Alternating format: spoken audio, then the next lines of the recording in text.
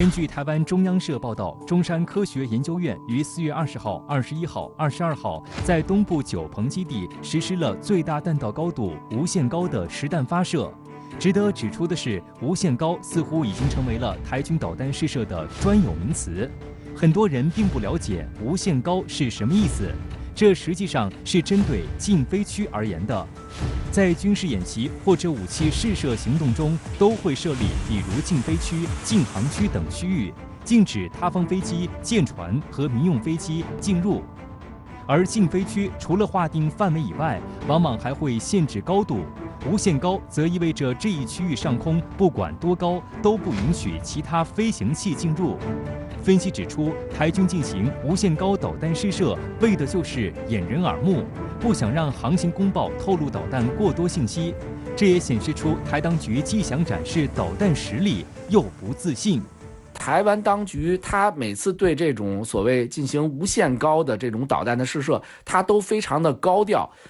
我觉得他实际上也是在故意的玩一些这种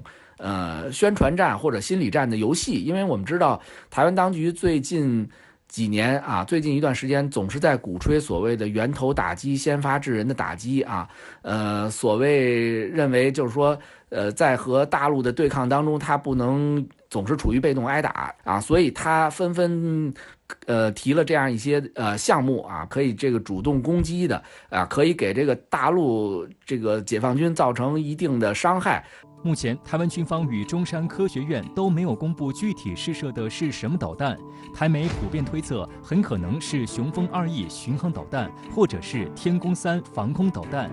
根据台防务部门日前送交立法机构的《防务部门应定期提交计划各项完成计划与困境书面报告》，台湾制造的包括陆基、海基型剑2防空导弹、天宫3防空导弹、雄风3超音速反舰导弹、雄风2E巡航导弹、万箭弹等多款导弹将量产。最受关注的是天宫3、雄风3、雄风2E，被台军称为新3弹。其中，雄风2E号称射程达1200公里，可覆盖大陆部分地区。雄风2E显然就是应该在雄风2导弹的基础上改进的。但是放眼世界看，即使像一些著名的反舰导弹，比如说美国的鱼叉呀，